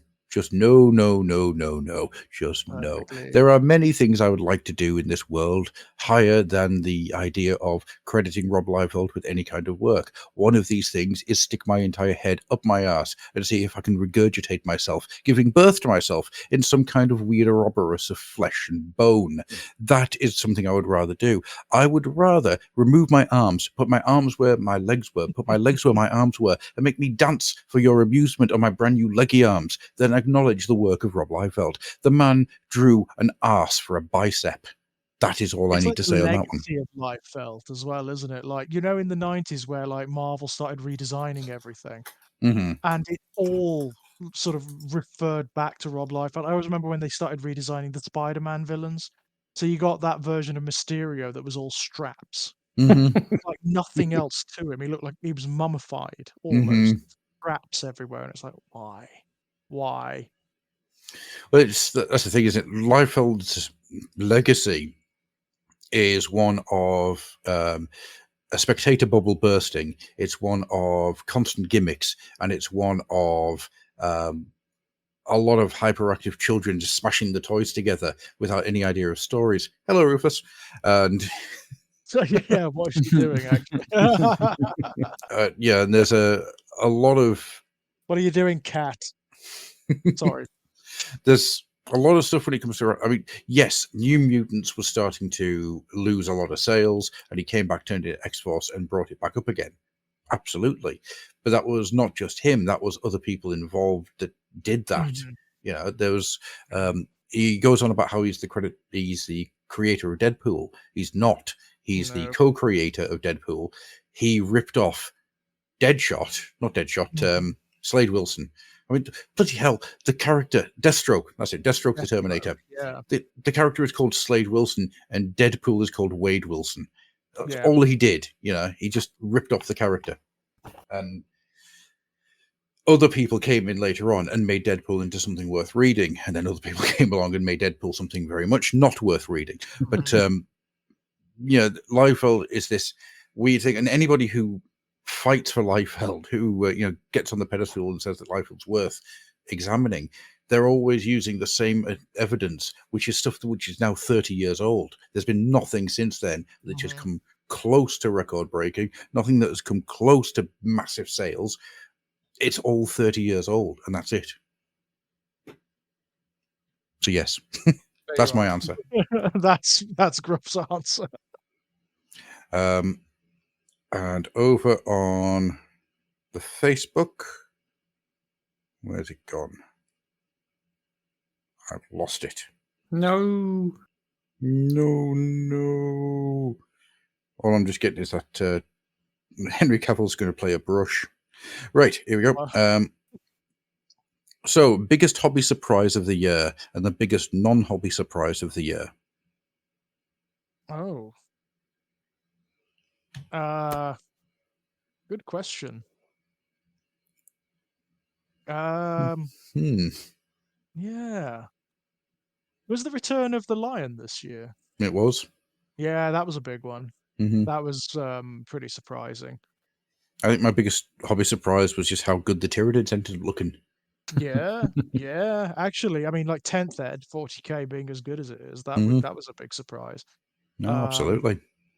Very, very good thus far. Andy, any big hobby surprises this year?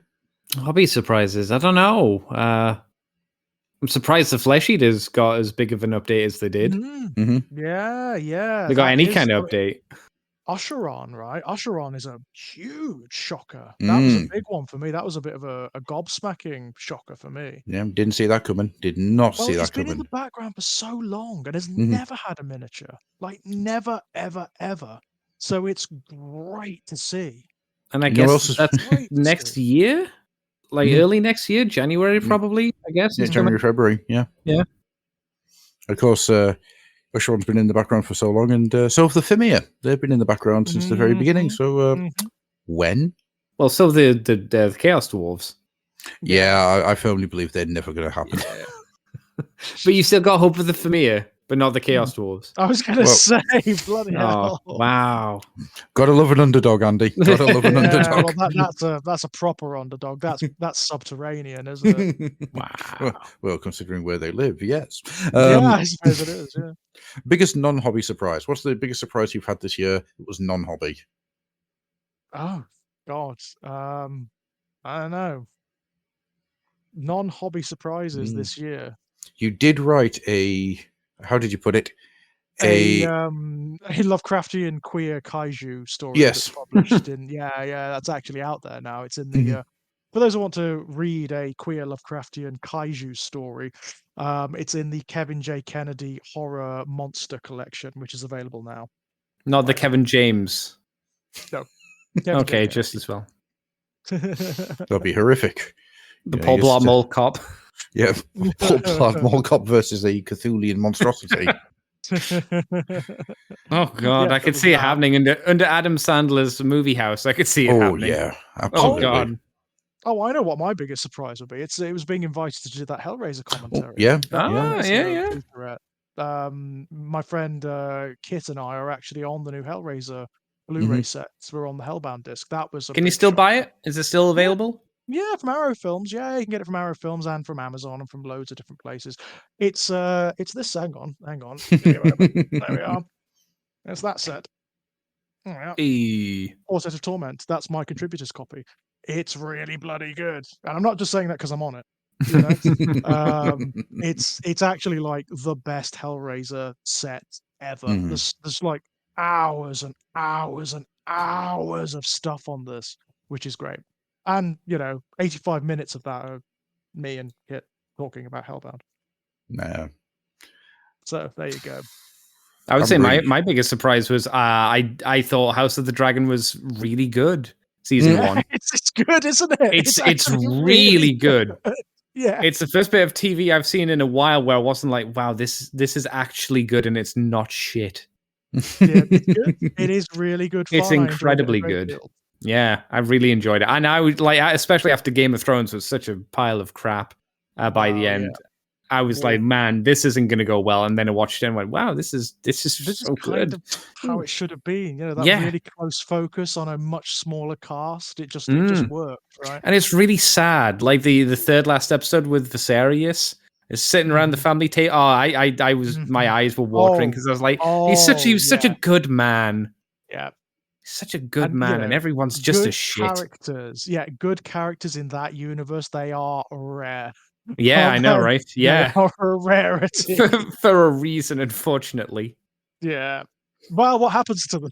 What happens to them? Every single one of them. If you have any principles in the Game of Thrones universe, you are just dead. You're a dead guy walking. You're Sean Bean, right?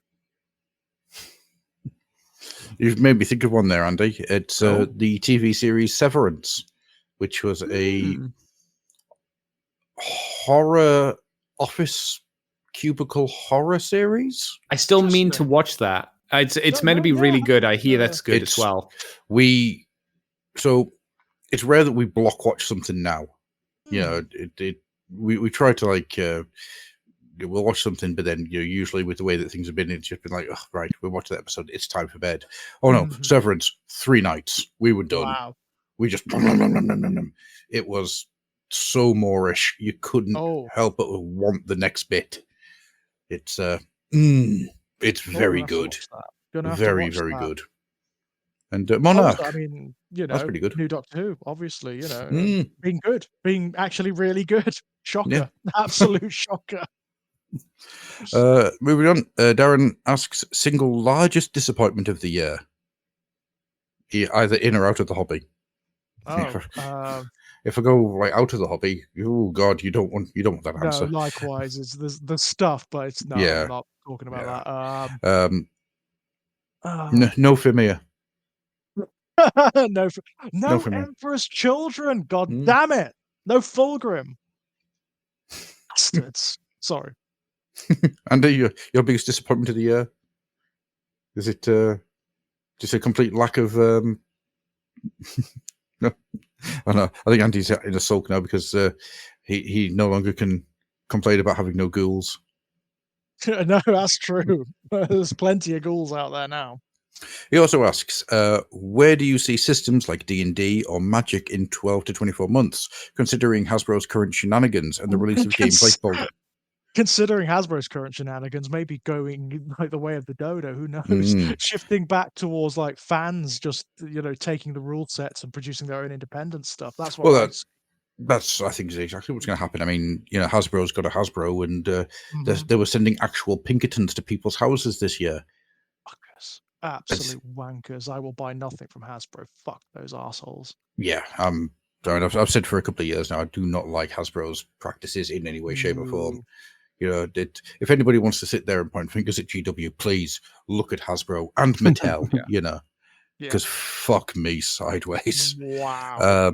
But then, of course, you get Baldur's Gate 3, which has the potential to change the market. And do you think the digital side, could impact the TTWG side of things? I think it will. Because Baldur's Gate 3 is such an amazing piece of work. I mean, it has changed the landscape completely. It's one of those things that's getting more people into like D&D. Yeah. It's getting more because it is. Have you played it? I haven't. No. It's phenomenal. No. It is 5th edition D&D in a video game. Like everything is in there. Everything. I'd rather. I don't really like the setting of D&D. I think generally, so I've got Rogue Trader to play instead, which isn't as good. It's not nearly as good as Baldur's Gate 3. I accept that, and I can see how good the mechanics and the engineering behind Baldur's Gate 3, but I prefer the setting, obviously, of Rogue Trader, so I'll get that. Essentially, it's as close as you can come to being an infinitely variable video game at the moment. There are so many outcomes for you can do a lot of different things. Someone decided to stack 42 boxes to jump over a wall. Yeah. Which you can, that's the most brilliant thing, right? Yeah, just do it. There are no like set ways of solving any given problem. You can just do almost any, as you can in a game of D&D. It's like limited by your imagination, right? And it takes because you're so used when you play RPGs, which I do, and you do too, Andy, right? You're used to them being limited in video games. You're used to there being defined solutions to everything, and you have to sort of unlearn that to play Baldur's Gate 3. Well, to be fair, in the modern day, a lot of the video games are just movies, effectively, with a little bit of gameplay in between the movie clips. Well, Baldur's Gate is a video game. Well, it's a role-playing video game, which is super rare. Yeah. So you've got to like unlearn all this stuff. It's brilliant. It's been the year of the RPG, hasn't it? It really has. Or rather, it's the season of the RPG. I mean, I don't know. Starfield came out this year. Yeah. Well, Bethesda's gonna Bethesda, aren't they? Make a new game? No, I'll just do the same shit I've always done, says Todd Howard. And I'll release it 15 times and it'll be shit. Exactly. And I'll do it badly. Boring. I think that's the worst thing about Starfield, which I could tell from the original trailers. It looked boring. The Outer Worlds looked a lot better. Yeah, you played it, didn't you, George? You liked it. I loved it. I mean, Oblivion said about the Outer Worlds when they were asked directly, "Is this a go at Bethesda?" And they were like, "No, bullshit, absolute bullshit." It is Oblivion basically saying, "This is how you do it properly." And it looks great. Yeah, it's a wonderful game. It's a really genuinely wonderful game. It made me like laugh until I was almost sick in the first 10 seconds. So yeah, it's really good and very funny. Very funny. I loved it. Okay. So yeah, in the next 12 to 24 months, so one of the things this is going to sound so horrible. Actually, no, it doesn't, because of what came out earlier this week of, so 150 people have now been let go from Hasbro's Wizards of the Coasts area. And they have been replaced with one digital artist. So we can all see what's going to happen there. That's AI art with a digital artist doing touch-ups. Get fucked. Yeah. That boils my piss quite badly. Yeah. So what I'm hoping is going to happen is that people are going to leave D&D and find other stuff. There is RPGs out there which, at this point, they have surpassed D&D by a country mile. You know, there are better RPGs out there than D&D. Pathfinder's always been better, hasn't it? Let's be honest. It's the better system. It's always been the better game system in a very similar world, you know? Yeah. Pathfinder 2nd edition, brilliant. Absolutely brilliant. It's really good. Starfinder's also really good. Although don't do ship combat because Jesus Christ, they did not know what they were doing with ship combat. That's too in depth. But then you get stuff like Blades in the Dark, which is an incredible RPG set in a haunted Victorian post-apocalyptic world. You know, well, Blades in the Dark is right. Yeah. It's there's been a ghost apocalypse, and you can only survive if you are in these big cities that have got these big crystals on the walls, which the ghosts can't get past. Okay. But if a ghost is inside the city, you've got a ghost in the city, and you've got to get rid of it. But you play a bunch of thieves or like a crew that has to go off and do jobs in this haunted.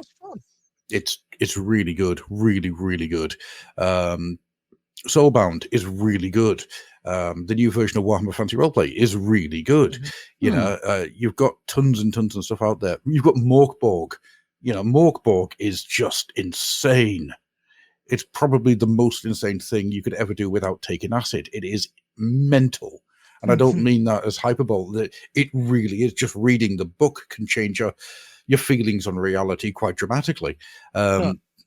It's there is loads and loads of stuff out there. D&D, for all of it being the market leader and the name recognition, especially with things like Stranger Things doing what they did, it has been surpassed quite some way now by a lot of stuff that is doing a lot more. Good God, I've got Old Gods of the Appalachia down here. That thing is mental. It's amazing. It's one of the best RPGs out there on the market. And it's a modern day setting set in the Appalachian Mountains where a tunnel to the old gods has been accidentally created. And now all this weird shit's happening in the Appalachians, which, as you can imagine, is real weird anyway. That sounds brilliant. That does sound good fun. I mean, and you know exactly what's going to happen. I mean, people are just going to stop buying and playing the official stuff because it's all out there anyway. Absolutely, everybody already has the D&D rules, because that's just the way it is. Everybody knows how to play D&D. So people are just going to do their own thing with it.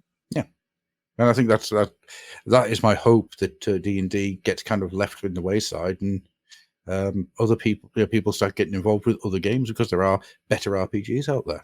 And it's a real shame because before Hasbro blundered in, they were actually doing some decent stuff. The last edition was pretty good. Yeah, but Wizards of the Coast and Hasbro, the Fifth Ed was all right. Yeah, but then TSR and Wizards of the Coast probably wouldn't exist now if they hadn't been bought by Hasbro. That's the double-edged sword, isn't it? Yeah. But they're not going to exist for much longer because they were bought by Hasbro. So no. I mean, Magic the Gathering, as far as I'm aware, does really well for itself still, but I don't know much about Magic. I'll be honest. It's not something that ever really. I don't really like the collectible card games. They're not my thing. No, it's just one of those things.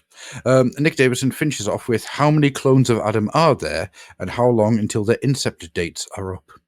Not enough, because he's always tired. If history is anything to go by, I mean, you guys have done this, right? You've gone back and looked at like paintings from Victoriana and the Renaissance and photographs and whatnot, and they're all Adam. Yeah, well, since the accident at the Spice of Life. Go and look. Go onto Google and type in Bram Stoker and go to images and look at Adam. Oh, it gets worse. Somebody found me at the inception of Microsoft. Oh. Yeah, it's like they took. If they're not clones, it's like Adam's been sort of like temporarily fractured across time and probability. If you were at the start of Microsoft, how is your computer so bad? Just because I'm immortal doesn't mean I have money. It should. That's a fair point. Not necessarily.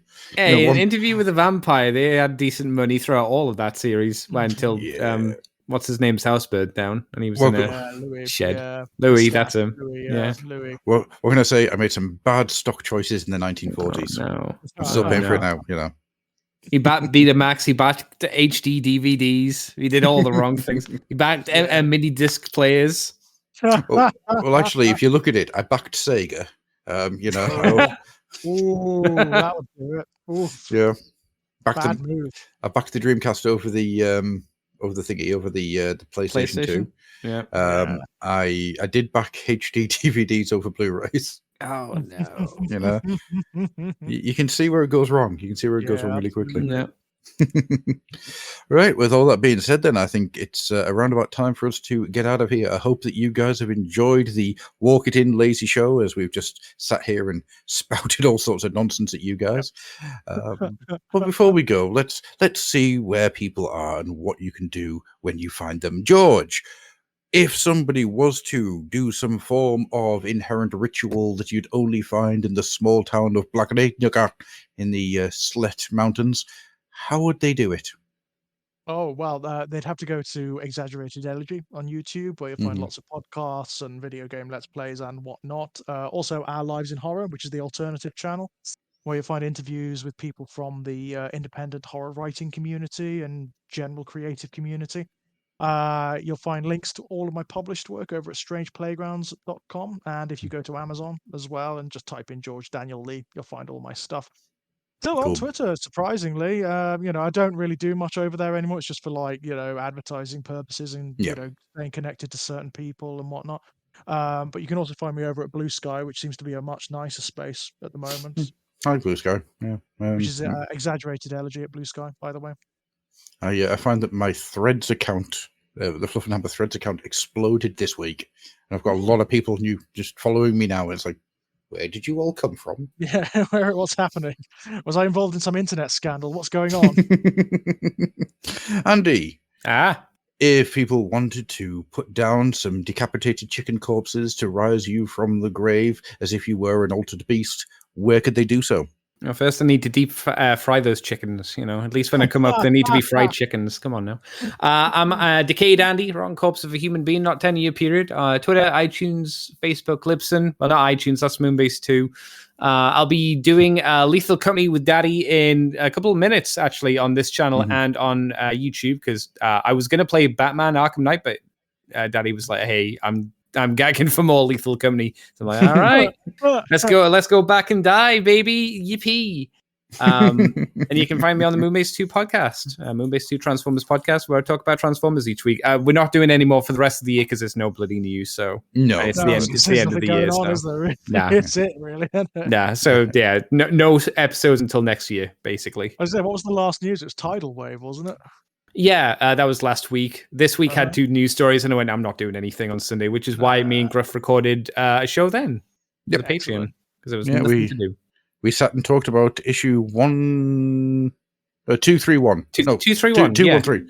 213. No, yeah. That's the one with the Dark Angels on the front, isn't it? Yep, that's the one. Oh, your memory's too good, George. Jesus Christ. Yeah, yep. I remember. I don't know why, but I remember it had a little gene stealer in the. Yes, that's correct. Yeah. God damn, George. Yeah, because it was the release of Epic Tyranids. Yeah. Oh, that's why, because I loved the Epic Tyranids. That's why it sticks in my head. I really enjoyed that. Yeah, we came out of that very positive about the Epic Tyranids. Very positive. Yeah. Weird. Wow. As for myself, you can find me at ADNickel on Twitter and at adnickel.weebly.com. You can find the Fluffenhammmer on Twitter, Threads, Blue Sky, Instagram, Discord, and Facebook. I think that's everything. Wow, all over the internet, basically. Yeah. Every morning when I put out an article, I have to go through it in order, because if I don't do it in order, I will forget one. You'll forget one, definitely. Cripes. Every time I will forget to. It's got to be. I struggle posting just like 3 bits of social media. I could not handle that. I do this every day. Every day. It starts at Facebook pages, then I share that to the Facebook group, then I go to Threads, and I post the article on there, then I go to Blue Sky and post it on there, then I go to Twitter, post it on there on both mine and the Fluffenhammmer accounts, then I go to Instagram, post it on there, which will then automatically post it onto my thing on Facebook, and then I'll post it in Discord. God, I mean, we need a TikTok next, obviously. No. Oh, no. We do not. No. There is no, thank you. No, thank you. No, absolutely not. No TikTok. A Vine, maybe, but not TikTok. Vine's dead, dude. That's years ago. I was going to say Vine. Jesus. No point in that. Jeez. Back to Tumblr? bed, Granddad. Yeah. Back to bed, Granddad. Tumblr. Do Jesus. MySpace next. Do- don't do- it? If I could post stuff to MySpace, I would. Ask Jeeves. Well, we've now got enough hits that if you do a Fluffenhammar podcast search on Bing, it does an AI autofill out of who we are and what we do. Oh, that's horrifying. nice. Yeah, so that's a terrifying thing I discovered today. Yeah. Oh. Yeah. Oof. Right, with all that being said, then we will get out of here. Thank you very much to George, and thank you, Andy. Pleasure. And thank you very much to you guys at home for listening, if indeed you still are. Good Thanks, night. guys. Bye.